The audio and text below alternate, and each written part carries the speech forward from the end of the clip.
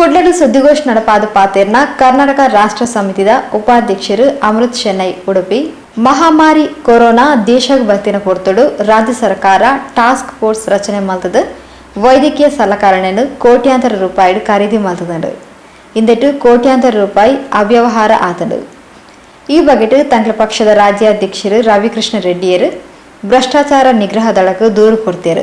PAC ಈ ದೇಶದ ಆಯ್ನ ಭ್ರಷ್ಟಾಚಾರನ ಪಿದಯ ಕನ್ನತಿನ ಮಲ್ಲ ಸಂಸ್ಥೆ.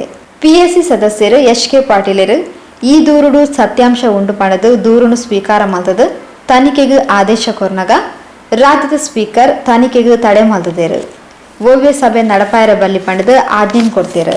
ಸ್ಪೀಕರ್ ನಂಚಿನ ಎಡ್ಡೆ ಸ್ಥಾನಡು ಕುಲ್ಲುದು ಈ ರೀತಿ ಮಲ್ಪುನಿ ತಪ್ಪು ಅಂಚಾದ 6 ರಾಜೀನಾಮೆ ಕೊರಡು ಆಯ್ನಾತ ಬೇಗ ಈ ಭ್ರಷ್ಟಾಚಾರ ಪಿದಯ ಬರೋಡೆಂದು ಒತ್ತಾಯಿಸಾಯರು.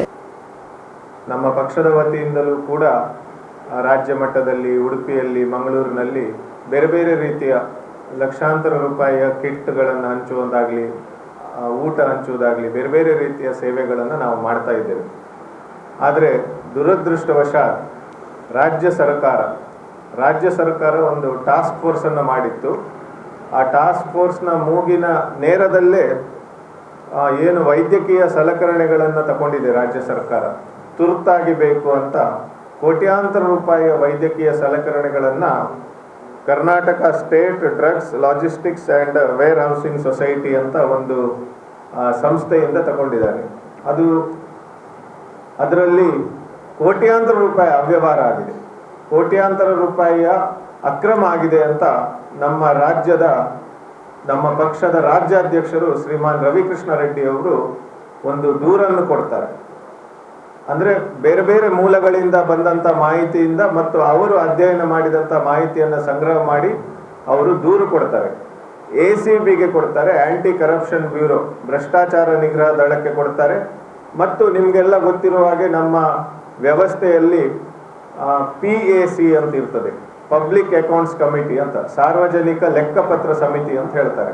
ಈ ದೇಶದಲ್ಲಿ ಯಾವ್ದು ಬಹಳ ದೊಡ್ಡ ಭ್ರಷ್ಟಾಚಾರಗಳು ಹಿಂದೆ ಹೊರಗೆ ಬಂದಿದೆಯೋ ಸಂಸತ್ತಿನಲ್ಲಿ ಅದು 2G ಹಗರಣ ಇರ್ಬೋದು, ಕೋಲ್ಗೇಟ್ ಇರ್ಬೋದು, ಆದರ್ಶ ಹೌಸಿಂಗ್ ಸ್ಕ್ಯಾಮ್ ಇರ್ಬೋದು, ಕಾಮನ್ವೆಲ್ತ್ ಇರ್ಬೋದು, ಪ್ರತಿಯೊಂದನ್ನು ಕೂಡ ಬಯಲಿಗೆ ಎಳೆದದ್ದು ಸಂಸತ್ತಿನ PAC ಅವರು.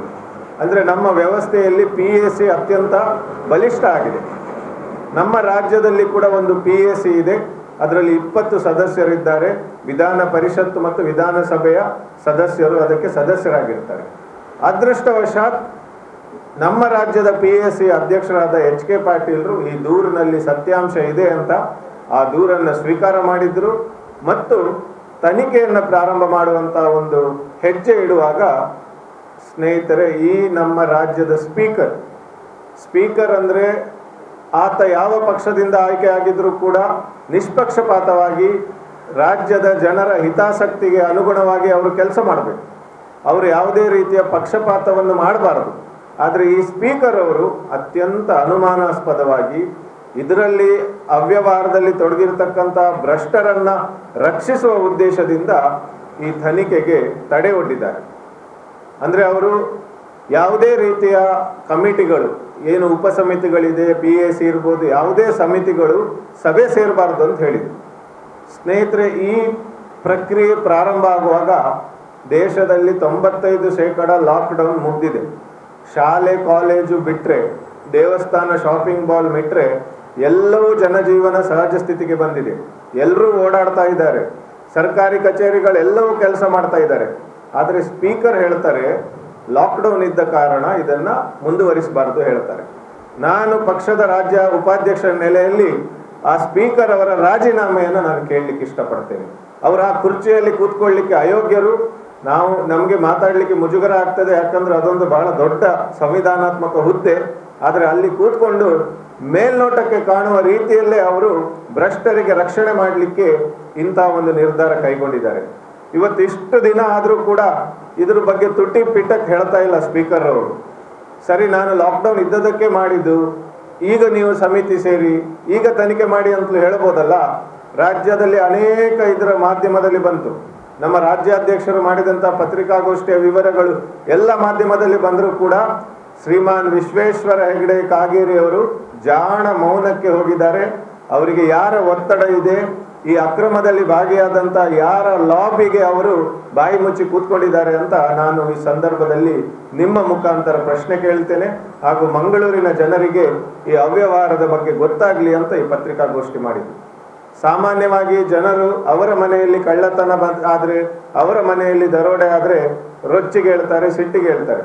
ಆದರೆ ಸರ್ಕಾರದ ಖಜಾನೆಯಲ್ಲಿ ಆದಾಗ ಅವರು ಮಾತಾಡೋದಿಲ್ಲ. ಜನರಿಗೆ ಗೊತ್ತಿಲ್ಲ. ದಿನನಿತ್ಯ ಜನರು ಬೆಳಿಗ್ಗೆ ಒಂದು ಪ್ಯಾಕೆಟ್ ಹಾಲು ತಗೊಂಡ್ರಿಂದ ಹಿಡಿದು ಒಂದು ಹೋಟೆಲ್ನಲ್ಲಿ ದೋಸೆ ತಿನ್ನುವುದರಿಂದ ಹಿಡಿದು ದಿನನಿತ್ಯ ತಾವು ಕಷ್ಟಪಟ್ಟು ದುಡಿದಂಥ ಹಣವನ್ನು ಸರ್ಕಾರಕ್ಕೆ ತೆರಿಗೆ ಮುಖಾಂತರ ಸರ್ಕಾರದ ಖಜಾನೆಗೆ ಹಾಕ್ತಾರೆ. ಆದರೆ ಆ ಖಜಾನೆಯನ್ನು ಇವತ್ತು ದೇಶ ಗಂಡಾಂತರದಲ್ಲಿದ್ದಾಗ ಭ್ರಷ್ಟರು ಲೂಟಿ ಮಾಡ್ತಾ ಇದ್ದಾರೆ. ನಮ್ಮ ವ್ಯವಸ್ಥೆಯಲ್ಲಿ ಪ್ರಿವಿಲೇಜ್ ಮೋಷನ್ ಅಂತ ಇದೆ. ಅಂದರೆ ಹಕ್ಕುಚ್ಯುತಿ ಆದಾಗ ಯಾವುದಾದ್ರೂ ವಿಧಾನಸಭೆಯ ಯಾವುದಾದ್ರೂ ಒಂದು ಹೌಸ್ನ ಮೆಂಬರ್ಸ್ಗಳ ಹಕ್ಕುಚ್ಯುತಿ ಆದಾಗ ಸ್ಪೀಕರ್ ಹತ್ರ ಅಂಗಲಾಚೋದು, ನಮಗೆ ಹಕ್ಕುಚ್ಯುತಿ ಆಗಿದೆ, ನಮಗೆ ಕೆಲಸ ಮಾಡಲಿಕ್ಕೆ ಬಿಡ್ತಾ ಇಲ್ಲ, ನಮಗೆ ಕೆಲಸ ಮಾಡಲಿಕ್ಕೆ ವಾತಾವರಣ ಸರಿ ಇಲ್ಲ, ಸ್ಪೀಕರ್ ಅವರೇ ನ್ಯಾಯ ಕೊಡಿ ಅಂತ. ಆದರೆ ನಮ್ಮ ರಾಜ್ಯದಲ್ಲಿ ಇವತ್ತು ಹಾಸ್ಯಾಸ್ಪದ ಹೇಳಿದರೆ ಸ್ಪೀಕರ್ ಅವರ ವಿರುದ್ಧವೇ HK ಪಾಟೀಲ್ ಅವರು ಹಕ್ಕುಚ್ಯುತಿ ಮಂಡನೆ ಮಾಡುವಂಥ ವಿಚಾರವನ್ನು ಮಂಡಿಸಿದ್ದಾರೆ. ನಾವು ನಮ್ಮ ಪಕ್ಷದ ಯಾವುದೇ ಶಾಸಕರು ವಿಧಾನಸಭೆಯಲ್ಲಿ ಇಲ್ದಿದ್ರೂ ಕೂಡ ನಮ್ಮ ಪಕ್ಷದ ನೈತಿಕ ಬೆಂಬಲ ನಾವು PACಗೆ ಕೊಡ್ತೇವೆ. ಕರ್ನಾಟಕ ರಾಷ್ಟ್ರ ಸಮಿತಿ ದಕ್ಷಿಣ ಕನ್ನಡ ಜಿಲ್ಲಾ ಘಟಕದ ಅಧ್ಯಕ್ಷರು ಅಲೆಕ್ಸಾಂಡರ್ ಡಿಸೋಜಾ, ಪ್ರಧಾನ ಕಾರ್ಯದರ್ಶಿ ದೇವಿ ಪ್ರಸಾದ್ ಬಜಲಕೇರಿ, ಪಕ್ಷದ ಮುಖಂಡರು ಹೇರಿ ಸುದ್ದಿಗೋಷ್ಠಿಗೆ ಇದ್ದರು.